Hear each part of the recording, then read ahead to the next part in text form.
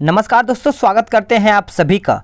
दोस्तों आज आप सभी लोग का 6 दिसंबर है। आज आप सभी लोग का यानी जो लोग इन्फोर्समेंट ईएसआई का एग्ज़ाम देने गए हैं वो लोग तो अपना एग्ज़ाम दे गए ही, लेकिन अब आप सभी लोग का तैयारी शुरू हो जाएगा बिहार एसआई पीटी का। तो आप सभी लोग को अब जान लगा देना है, क्योंकि दिसंबर तो आपका मान के चलिए आज 6 तारीख है। जनवरी फरवरी में आप सभी लोग का यहाँ पे एग्ज़ाम रखा गया है 2021 में। तो कुछ उसका रणनीति देखा जाएगा और कुछ थोड़ा सा स्टडी प्लान किया जाएगा कि आप सभी लोग बिहार एसआई पीटी में ज़्यादा से ज़्यादा स्कोर कैसे करें कि आपका सिलेक्शन हो पाए। कुछ बुक के बारे में देखेंगे, प्लस एक लूसेंट का सीरीज मैंने जो शुरू किया था बीच में रुका हुआ है उसको भी हम शुरू करेंगे, क्योंकि लूसेंट आप कवर कर लेते हैं तो आपको यहाँ पे कोई रोक नहीं पाएगा। आपको यहाँ पे बिहार एसआई पीटी का क्वालिफाई करने में कोई रोक नहीं पाएगा, ठीक है। तो वो सीरीज जो आपका सीरीज है वो शुरू किया जाएगा। थोड़ा सा मुझे समय लग रहा है, लेकिन जो पुराना सीरीज है उसको शुरू करेंगे हम, ताकि आप सभी लोग का रिवीजन भी बेहतर हो, ताकि आप सभी लोग और भी बेहतर तरीके से तैयारी कर पाएँ। अब देखिए आप सभी लोग को करना क्या है कि जितना मैं प्रैक्टिस सेट अपलोड कर दिया हूँ वॉल्यूम 1 और वॉल्यूम 2 उसको रिवीजन करना है लास्ट समय में, क्योंकि समय आप मान के चलिए 2 महीना टारगेट लेके चलिए। 2 महीना में जितना आप रिवीजन कर सकते हैं, जितना आप पढ़ सकते हैं उतना कीजिए, क्योंकि आपका डेली बेस पे एक दिन खत्म हो रहा है, ठीक है। टारगेट लेके चलिए, कम से कम आप 60 दिन में एकदम पूरा बेहतर तरीके से तैयारी करना है। तो चलिए, अगर आपको पीडीएफ डाउनलोड करना है तो पीडीएफ का जो लिंक है आपको डिस्क्रिप्शन में मिल जाएगा, उसको आप वहां से डाउनलोड कर लीजिए, वहां पे आप रिवीजन कर सकते हैं। वीडियो को आप शुरू से अंत तक देखिएगा, एक एक क्वेश्चन आपके लिए यहाँ पे इंपॉर्टेंट बन सकता है। तो चलिए सेट को शुरू कर लेते हैं। पहला क्वेश्चन है कि नागरिक उड्डयन क्षेत्र पर अंतर्राष्ट्रीय प्रदर्शनी और सम्मेलन विंग्स इंडिया 2020 मार्च 2020 में किस हवाई अड्डे पर आयोजित किया गया है? तो इसका उत्तर हो जाएगा ऑप्शन ए, यानी बेगमपेट हवाई अड्डा हैदराबाद में आपका यहाँ पे स्थित है। ये आपका करंट अफेयर का क्वेश्चन है। अगला क्वेश्चन एस यानी GSAT-7A है, बताइए GSAT-7A क्या है? तो ये आपका देखा जाए तो संचार उपग्रह है, आपका यहाँ पे उत्तर बी हो जाएगा। GSAT-7A का प्रक्षेपण 19 दिसंबर 2018 को इसरो ने श्रीहरिकोटा में किया था। विश्व व्यापार संगठन ने अपने सामानों पर सीमा शुल्क को बढ़ाने हेतु भारत के खिलाफ किस देश के द्वारा की गई शिकायतों की जांच करने हेतु एक पैनल की स्थापना किया है? तो इसका उत्तर आपका हो जाएगा ऑप्शन बी, अमेरिका।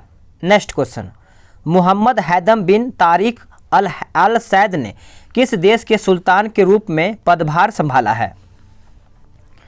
तो इसका उत्तर हो जाएगा 4 का ऑप्शन डी, ओमान। ओमान आपका यहाँ पे उत्तर हो जाएगा। करंट अफेयर का भी सीरीज शुरू किया जाएगा, क्योंकि आपका यहाँ पे दरोगा में कम से कम 20 से 23 क्वेश्चन आपका करंट अफेयर हो सकता है, इससे ज़्यादा भी हो जाए। तो करंट अफेयर को इग्नोर नहीं करना है। मैं आपको पूरा बेहतर तरीके से करंट अफेयर भी कराऊंगा कि करंट अफेयर से एक भी क्वेश्चन आपका ना छूट पाए, ठीक है। 23वां राष्ट्रीय युवा महोत्सव 2020 भारत के किस शहर में 12 से 16 जनवरी 2020 तक मनाया गया है? तो ये मनाया गया है लखनऊ में। आंसर आपका बी हो जाएगा। भारतीय रिजर्व बैंक यानी आरबीआई अब उपभोक्ताओं को यूनिफाइड पेमेंट इंटरफेस यानी यूपीआई के माध्यम से किए गए आवर्ती भुगतान के लिए ई जनादेश देने की अनुमति दी है, ठीक है, अनुमति देगा। ऐसे आवर्ती लेन देन की सीमा डैश पर आधारित की गई है, यानी कितने रुपए तक? तो सभी लोग याद रखिएगा, इसका उत्तर हो जाएगा 2000 रुपया। अगला प्रश्न, केंद्रीय गृह मंत्री अमित शाह ने भारत की पहली साइबर क्राइम प्रिवेंशन यूनिट यानी अस्वास्थ्य को डैश लॉन्च किया है, यानी कहाँ लॉन्च किया है? तो सभी लोग याद रखिएगा, आंसर आपका 7वें का गांधीनगर गुजरात हो जाएगा। अगला प्रश्न, भारत के किस शहर में केंद्रीय इस्पात मंत्री धर्मेंद्र प्रधान ने एकीकृत इस्पात हब के माध्यम से पूर्वी भारत के त्वरित किसान के उद्देश्य से मिशन पूर्वोदय की शुरुआत की है? तो इसका उत्तर हो जाएगा ऑप्शन डी, कोलकाता, पश्चिम बंगाल, जो कि आपका यहाँ पे उत्तर डी हो जाएगा। अगला प्रश्न, 11 जनवरी 2020 को महिला उद्यमिता के लिए केंद्रीय महिला एवं बाल विकास और कपड़ा मंत्री स्मृति ईरानी ने कौन सी योजना शुरू की है? तो योजना का नाम सभी लोग याद रखिएगा, यशस्विनी, यानी आपका ए उत्तर यहाँ पे हो जाएगा। सभी लोग नोट करिएगा। नेक्स्ट क्वेश्चन, भारतीय रिजर्व बैंक आरबीआई के परामर्श से केंद्रीय सरकार ने किस सार्वजनिक क्षेत्र के बैंक की अधिकृत पूंजी में 15,000 करोड़ रुपया से 25,000 करोड़ रुपए तक की वृद्धि की घोषणा की है। तो इसका उत्तर हो जाएगा 10 का option D, Indian overseas bank. सभी लोग याद रखिएगा। केंद्रीय संस्कृति और पर्यटन मंत्री प्रहलाद सिंह पटेल ने भारत के किस शहर के राष्ट्रीय संग्रहालय में इंडियन हेरिटेज इन डिजिटल स्पेस शीर्षक के साथ एक प्रदर्शनी शुरू की है? तो इसका 11 का उत्तर हो जाएगा ऑप्शन बी, नई दिल्ली में। ठीक है, अगला प्रश्न। अंतर्राष्ट्रीय क्रिकेट परिषद यानी आईसीसी के अनुसार वर्ष 2019 के सर्वश्रेष्ठ क्रिकेटर पुरस्कार से किसे सम्मानित किया गया है? तो ये सम्मानित किया गया है बेन स्टोक, जो कि इंग्लैंड के रहने वाले, यानी इंग्लैंड से खेलते हैं। ठीक है, अंतर्राष्ट्रीय क्रिकेट परिषद आईसीसी के अनुसार ODI cricketer of the year 2019 से किसे सम्मानित किया गया है? वेरी इंपॉर्टेंट, एक भी क्वेश्चन कोई नहीं छोड़ेगा। तो आपका यहाँ पे उपयुक्त में से कोई भी नहीं ऑप्शन यहाँ पे दिया गया है। ठीक है, 13 का उत्तर आपका डी हो जाएगा। अगला क्वेश्चन। अंतर्राष्ट्रीय क्रिकेट परिषद आईसीसी के अनुसार वर्ष 2019 के T20 प्रदर्शन से किसे सम्मानित किया गया है? ये तो सभी को पता ही होगा, दीपक चाहर हो जाएगा, जो कि आंसर आपका डी हो जाएगा। अंतर्राष्ट्रीय मानवाधिकार दिवस कब मनाया जाता है? बताइएगा। मानवाधिकार पूछा गया है तो 10 दिसंबर को मनाया जाता है। अगर आपका 7 दिसंबर पूछा जाए तो पर्ल हार्बर दिवस मारिएगा। अगर आपका 5 दिसंबर पूछा जाए तो विश्व मिट्टी दिवस मारिएगा। ठीक है, और अगर 2 दिसंबर पूछा जाए तो विश्व कंप्यूटर साक्षरता दिवस मनाया जाता है। अंतर्राष्ट्रीय क्रिकेट परिषद आईसीसी के अनुसार ICC women crickets of the year 2019 से किसे सम्मानित किया गया है? तो ये सम्मानित किया गया है एलिसे पेरी, यानी आंसर आपका डी हो जाएगा।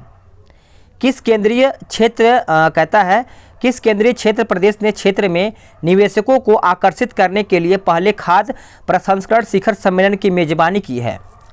इसका उत्तर हो जाएगा लद्दाख। अगला प्रश्न।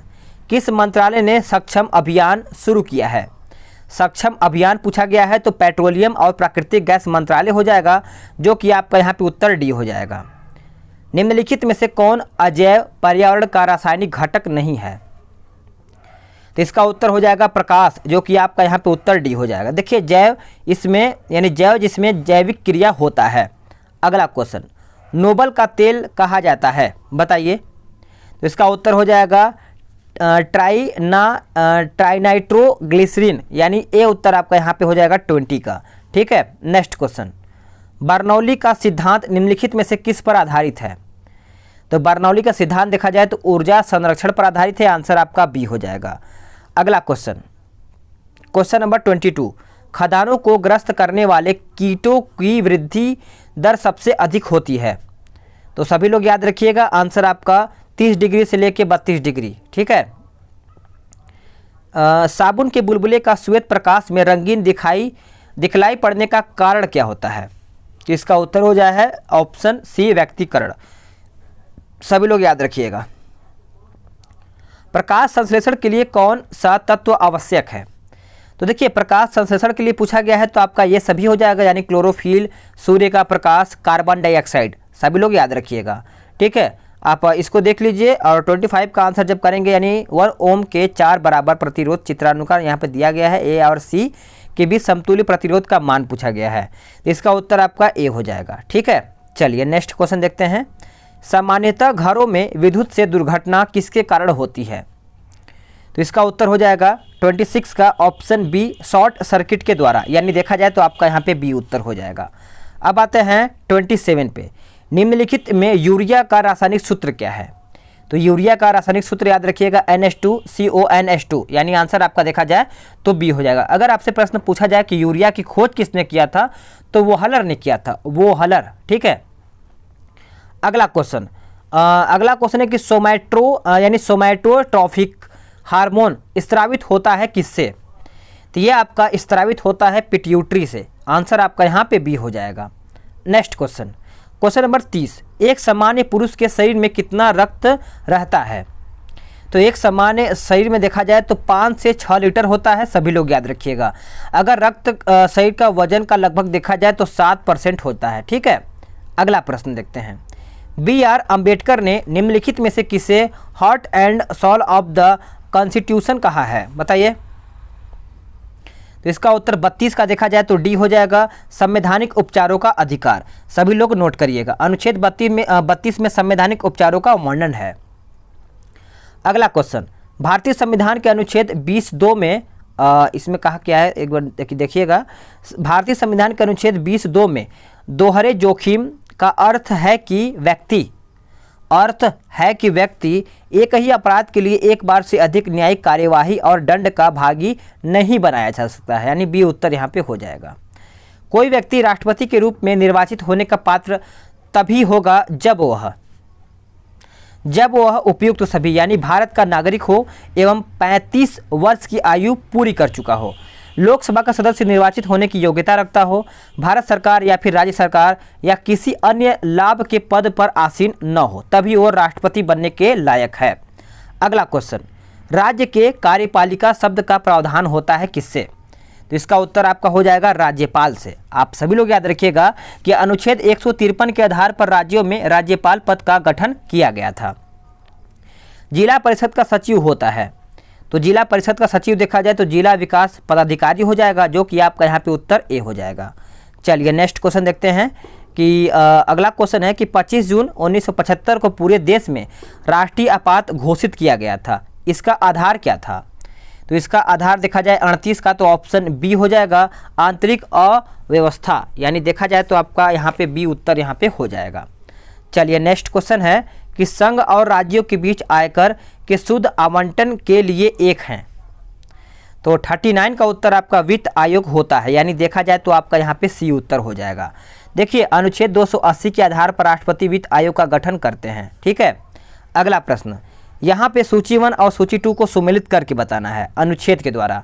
तो वित्त आयोग देखा जाए तो अभी मैंने आपको बताया ना 280, निर्वाचन आपका देखा जाए तो यानी निर्वाचन आयोग आपका 324 में है, राज्य भाषा आयोग आपका 344 में है, और लोक लेखा देखा जाए तो आपका लोक सेवा आयोग तो ये आपका अनुच्छेद 315 में है। गोबी मरुस्थल कहाँ पर स्थित है? गोबी मरुस्थल तो ये आपका मंगोलिया में स्थित है, आंसर आपका ए हो जाएगा। यह एशिया का सबसे बड़ा वो शीत मरुस्थल है, सभी लोग नोट करते चलिएगा। लघु ज्वार भाटा कब आता है? लघु ज्वार भाटा तो देखा जाए तो सप्तमी या फिर अष्टमी के दिन आता है, आंसर आपका यहाँ पे सी हो जाएगा। अगला प्रश्न, घाना पक्षी विहार निम्नलिखित में से किस राज्य में स्थित है? तो ये देखा जाए तो आपका राजस्थान में स्थित है, आंसर आपका डी हो जाएगा। अगर पूछा जाए चंद्रप्रभा अभ्यारण्य कहाँ पे है, तो ये आपका उत्तर प्रदेश में है। अगर आपका काजीरंगा पूछा जाए तो आप असम मारिएगा, ठीक है। अगला प्रश्न, सौराष्ट्र की सुदर्शन झील का निर्माण किसने करवाया था? तो ये किसने कराया था? चंद्रगुप्त मौर्य ने कराया था, जो कि आपका यहाँ पे उत्तर ए हो जाएगा। सभी लोग नोट करते चलिएगा। मौर्य वंश का संस्थापक सभी को पता ही होगा, चंद्रगुप्त मौर्य थे। पौधे में श्वसन के अंतिम उत्पाद होते हैं जिसका उत्तर हो जाएगा CO2, HO2 और ऊर्जा, सभी लोग नोट करिएगा। निम्नलिखित जोड़ों में किसका सुमेल है बताइए? इसमें से पूछा गया है किसका सुमेल है, तो आपका निमोनिया फेफड़ा यही आपका सुमेल होता है। तो अगर बात करें यहाँ पे मोतियाबिंद सभी को पता है आँख में होता है, पीलिया आँख में थोड़ी होता है यार गजब का दिया गया है यहाँ पे, पीलिया आंत में होता है, ठीक है, आंत में, और मधुमेह यकृत में नहीं होता है, ये आपका अग्न्याशय में होता है, ठीक है। चलिए मतलब ऑप्शन भी इस तरीके से दिया है कि आदमी खुद ही पकड़ ले कि इसका क्या होगा, ठीक है। चलिए निम्नलिखित में से कौन सुमेलित नहीं है? चलिए ये भी पूछा गया कौन आपका सुमेलित नहीं है, तो आप सभी लोग याद रखिएगा आपका विटामिन ए रेटिनॉल, ठीक है, और विटामिन देखा जाए तो आपका ये भी सही है, विटामिन B1 थायमिन सही है, और बात करें यहाँ पे विटामिन ई तो, और बात करें विटामिन H तो अब देखिए इसमें आपका उत्तर क्या होता है? विटामिन ई नेप्थोक्विनोन, जो कि ये आपका उत्तर गलत है, ठीक है। इसका टोकोफेरॉल होना चाहिए विटामिन ई का। प्रकाश के एक बिंदु स्रोत से समांतर किरण पुंज प्राप्त करने के इस्तेमाल करेंगे, कौन सा दर्पण या फिर लेंस? तो इसका उत्तर आपका हो जाएगा ऑप्शन डी, अवतल दर्पण हो जाएगा 48 का, ठीक है। चलिए नेक्स्ट क्वेश्चन है कि रबी फसल कब बोई जाती है? रबी फसल कब बोई जाती है? तो इसका उत्तर आपका हो जाएगा अक्टूबर नवंबर में, सभी लोग याद रखिएगा रबी फसल आपका अक्टूबर नवंबर में बोई जाती है। रबी फसल एक दो उदाहरण देख लीजिए, गेहूं हो गया, जौ हो गया, सरसों हो गया, ये सब आपका रबी फसल है। एक मुद्रा जिसकी विनिमय दर में लगातार गिरने की प्रवृत्ति हो वह क्या कहलाती है? तो वह देखा जाए तो गर्म मुद्रा कहलाती है। आंसर आपका यहाँ पे डी हो जाएगा। अगला प्रश्न है क्वेश्चन नंबर 52। कहता है विश्व में एक सेकेंड कहता है विश्व में किस खाड़ी की तटरेखा सर्वाधिक लंबी है? बताइएगा। तो इसका उत्तर देखिए आप सभी का हो जाएगा 52 का ऑप्शन बी, हडसन की खाड़ी। सभी लोग याद रखिएगा कि हडसन वे उत्तर पूर्व कनाडा में दुनिया का सबसे बड़ा अंतर्देशीय समुद्र है। ठीक है, चलिए नेक्स्ट क्वेश्चन है 53। विश्व का सबसे बड़ा डेल्टा सुंदरवन का डेल्टा है, जिसका क्षेत्रफल कितना है? तो क्षेत्रफल अगर याद करेंगे तो बेहतर है, 75,000 वर्ग किलोमीटर। ठीक है, आंसर आपका डी हो जाएगा। चलिए नेक्स्ट क्वेश्चन देखते हैं। खुला आकाश नीति क्या है? तो इसका उत्तर आपका हो जाएगा नागर विमानन मंत्रालय द्वारा निर्यात संवर्धन के लिए प्रारंभ की गई नई योजना। आंसर आपका यहाँ पे सी हो जाएगा। भारत सरकार की राजस्व प्राप्तियों में इनमें से क्या शामिल नहीं होता है? तो इसका उत्तर आपका डी हो जाएगा ऋणों की वसूली। सभी लोग नोट करिएगा कि अगर बात करें आपका कि जीएसटी के अंतर्गत अप्रत्यक्ष कर लगता है, संघ व राज्यों के आयकर का शुद्ध आवंटन वित्त आयोग करता है। रुपए की परिवर्तनीयता का उद्देश्य क्या है? तो इसका उत्तर आपका डी हो जाएगा उपयुक्त सभी, निर्यात में वृद्धि और नौकरशाही के नियंत्रण में कमी करना, हवाला बाजार के लिए प्रोत्साहन को कम करना। ठीक है, चलिए अगला प्रश्न है कि ग्रामीण इलाकों में प्रच्छन्न बेरोजगारी के कारण क्या है? बताइए। इसका उत्तर आपका जनसंख्या का भारी दबाव और साथ ही भूमि सुधारों को पूरी इच्छा के साथ लागू न किया जाना। आंसर आपका सी हो जाएगा। किसी उत्पादन पर दिए गए चिन्ह इको मार्क का अभिप्राय होता है? बताइए। इसका उत्तर आपका पर्यावरण की दृष्टि से अनुकूल, यानी देखा जाए तो आपका यहाँ पे ए उत्तर हो जाएगा। नेक्स्ट क्वेश्चन, रैयतवाड़ी व्यवस्था के लिए दक्षिण भारत सर्वाधिक उपयुक्त माना गया है, ऐसा क्यों? तो ऐसा इसलिए माना गया है, उपयुक्त सभी देखिए इन हिस्सों में बड़े जमींदारों के अभाव से स्थायी बंदोबस्त संभावना नहीं थी। दक्षिण और दक्षिण पश्चिम भारत में उपजाऊ मिट्टी एवं अनुकूल जलवायु उपलब्ध थी। कंपनी को अत्यधिक भू राजस्व मिलने की आशा थी। चलिए, भारत में सिविल सेवाएं प्रारंभ करने का श्रेय जाता है किसको? तो ये जाता है किसको? तो लॉर्ड कॉर्नवालिस को। आंसर आपका यहाँ पे बी हो जाएगा। किस वायसराय का 7 वर्षीय कार्यकाल शिष्टमंडल भूलों तथा आयोग के लिए प्रसिद्ध है? तो इसका उत्तर लॉर्ड कर्जन हो जाएगा। सभी लोग याद रखिएगा, लॉर्ड कर्जन ने 1899 में भारत के वायसराय का पद संभाला था। नेक्स्ट क्वेश्चन, अगला क्वेश्चन है क्वेश्चन नंबर 63। द्वैध शासन प्रणाली के तहत प्रांतीय विषयों के दो भागों, एक आपका आरक्षित एवं अनारक्षित विषय में विभाजित किया गया। आरक्षित विषयों में निम्नलिखित में से कौन शामिल नहीं था? तो इसका उत्तर देखिए आपका स्थानीय प्रशासन हो जाएगा। आंसर आपका बी हो जाएगा। कांग्रेस ने किस ऐतिहासिक अधिवेशन में पूर्ण स्वराज को अपना लक्ष्य बनाया है? बताइए। तो इसका सही आंसर देखा जाए 64 का, तो आपका लाहौर हो जाएगा, जो कि आपका सी आंसर हो जाएगा। निम्नलिखित कथनों को एक काल क्रमानुसार यानी कलानुक्रम के रूप में अंकित कीजिए। तो इसका उत्तर देखिए 65 का हो जाएगा ऑप्शन ए, यानी आपका गांधी इरविन समझौता सभी को पता है 1932। ठीक है, एक सेकेंड, ए है ना? हाँ ठीक है। तो उसके बाद आपका फिर आपका द्वितीय गोलमेज सम्मेलन, ये आपका 1931 में हुआ था। और बात करेंगे यहाँ पे हम चौथा सांप्रदायिक अधिनिर्णय, उसके बाद गांधी का हरिजन अभिप्राय पूना समझौता। चलिए, प्रसिद्ध विष्णु पद मंदिर किस नाम में स्थापित है? तो इसका उत्तर आपका हो जाएगा गया। देखिए, प्रसिद्ध महाबोधि मंदिर आपका बोध गया में स्थित है। गया में विष्णु पद मंदिर है। राष्ट्रमंडल संसदीय संघ यानी सीपीए भारत क्षेत्र का 7वां सम्मेलन डैश यानी शुरू कहाँ पर हुआ है? तो सभी लोग याद रखिएगा लखनऊ हो जाएगा, जो कि आंसर आपका सी हो जाएगा। बिहार में पंचायत प्रशासन की सबसे छोटी व महत्वपूर्ण इकाई है? बताइएगा। 68 का उत्तर आपका क्या होगा? तो इसका ग्राम पंचायत हो जाएगा, जो कि सभी का आंसर यहाँ पे ए हो जाएगा।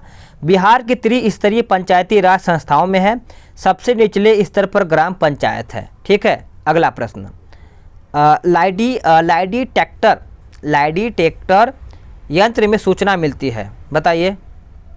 यानी लाई डिटेक्टर, ठीक है, मैं थोड़ा सा अलग पढ़ दिया, लाई डिटेक्टर ऐसे पढ़ना है इसको, ठीक है। तो इसका आंसर देखिए आपका हो जाएगा शरीर के नाड़ी या फिर श्वसन की गति में हो रहे परिवर्तन की, ठीक है। आंसर आपका यहाँ पे डी हो जाएगा। अगला प्रश्न, मानव में श्वेत रक्त कणिकाओं यानी WBC की आयु लगभग कितनी होती है? तो सभी को पता ही होगा 70 का आंसर आपका 2 से 4 दिन होता है, ठीक है। आप आंसर सही किए हैं, आप सभी लोग याद रखिएगा। अगर आपका पूछा जाए RBC का तो 20 से 120 दिन होता है RBC का, ये WBC का है। किसी अक्रिय गैस के बाह्यतम कोश में इलेक्ट्रॉन की संख्या होती है? तो इसका उत्तर आपका सी हो जाएगा 8, ठीक है। चलिए नेक्स्ट क्वेश्चन। अगला क्वेश्चन है कि आकार की दृष्टि से हमारी आकाशगंगा गैलेक्सी है? तो सही आंसर सभी का सही आना चाहिए। अब देखिए ताबड़तोड़ तरीके से तैयारी करवाएंगे हम, और आपको भी तैयारी करना पड़ेगा, ठीक है। सर्पिलाकार हो जाएगा, सभी लोग याद रखिएगा। अगला क्वेश्चन 74, बेलाडीला किस खनिज उत्पादन के लिए प्रसिद्ध है? बताइए 74। तो इसका आंसर आपका लौह अयस्क हो जाएगा, जो कि आंसर आपका सी हो जाएगा। राजस्थान में वर्षा का अभाव है, ऐसा क्यों? तो ऐसा इसलिए कि अरब सागर से चलने वाली हवा को रोकने वाला कोई पहाड़ नहीं है। तो आंसर आपका डी हो जाएगा। निम्नलिखित में से कौन सा कथन सही है? तो इसका उत्तर उपयुक्त में से कोई भी नहीं होगा।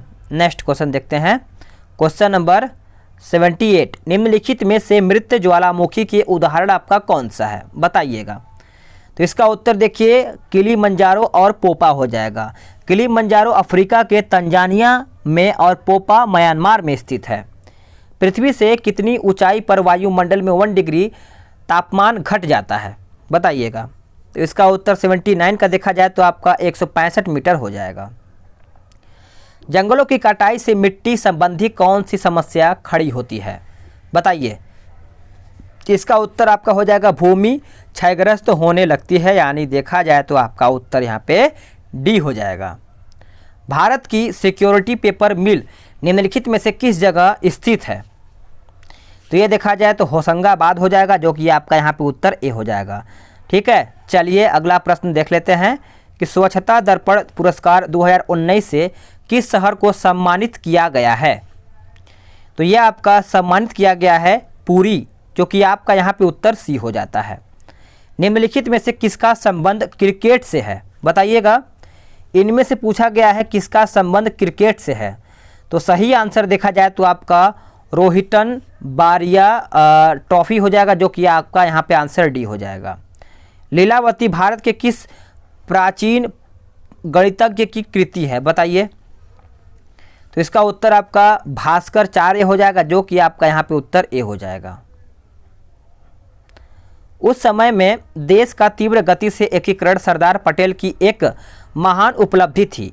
इसके लिए उन्होंने निम्नलिखित में से किन युक्तियों का सहारा लिया है? तो इसका उत्तर देखा जाए तो आपका ऑप्शन ए हो जाएगा, सभी लोग नोट करिएगा, ठीक है। चलिए अगला क्वेश्चन, एक सेकेंड माफ़ कीजिएगा, ऑप्शन ए नहीं होगा, इसमें आपका सभी हो जाएगा, ठीक है। दूरदर्शितापूर्ण सामंजस्य, जनता के दबाव और घमंडी एवं शक्ति का सहारा, यानी डी उत्तर यहाँ पे हो जाएगा। मोपला कौन थे? बताइए। मोपला कौन थे? तो मालाबार तट के मुस्लिम किसान थे, आंसर आपका यहाँ पे ए हो जाएगा।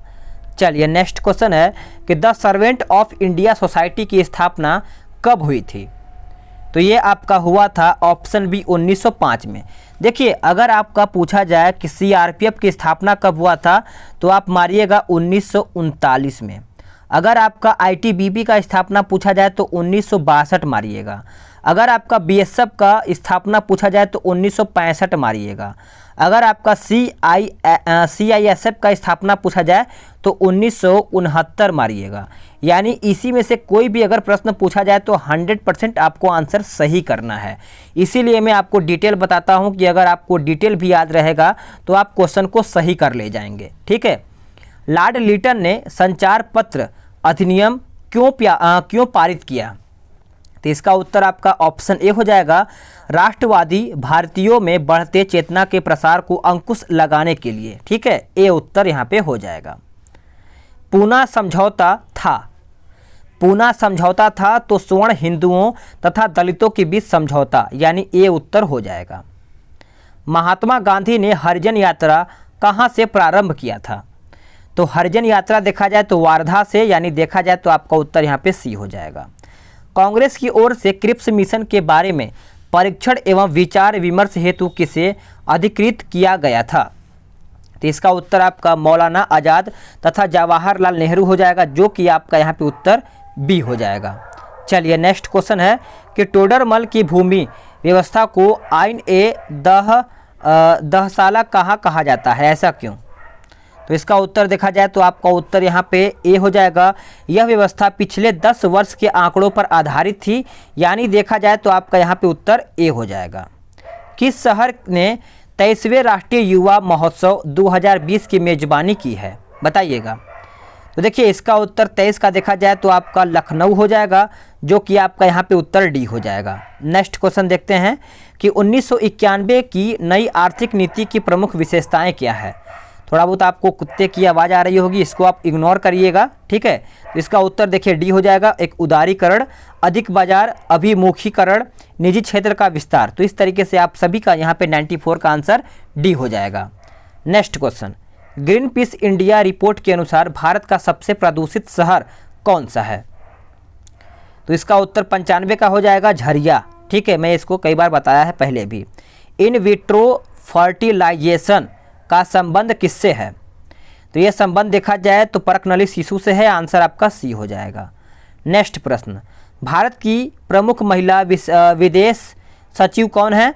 तो इसका उत्तर आपका चोकिला अय्यर हो जाएगा, जो कि आपका यहाँ पे उत्तर बी हो जाएगा। Somnath the many voice of A history पुस्तक की लेखिका हैं, बताइएगा। तो इसका उत्तर देखा जाए 98 का तो आपका यानी रोमिला थापर हो जाएगा, आंसर आपका डी हो जाएगा। नेक्स्ट क्वेश्चन, किस राज्य सरकार ने सभी स्कूलों में संविधान के प्रस्ताव को पढ़ना अनिवार्य कर दिया है, जिसकी शुरुआत 26 जनवरी से होगी? तो इसका उत्तर देखा जाए तो आपका महाराष्ट्र हो जाएगा। सूखा से किसी वृक्ष का बचाव कैसे किया जा सकता है? तो इसका उत्तर देखिए आपका डी हो जाएगा, उपयुक्त में से कोई भी नहीं। देखिए सूखा से वृक्ष को बचाने के लिए वाष्पोत्सर्जन की क्रिया को धीमा करने की विधि को अपनाना चाहिए, ठीक है। तो साथियों आप सभी लोग का यहाँ पे 100 क्वेश्चन मैंने समाप्त कर दिया है। पीडीएफ डाउनलोड करना एकदम ना भूलिए, क्योंकि आप रिवीजन करते हैं तो आपको ही फ़ायदा मिलता है। चलिए अब नेक्स्ट वीडियो में जल्द ही मिलेंगे। आगे आपका कमेंट देखा जाएगा तो उसी के हिसाब से बात किया जाएगा।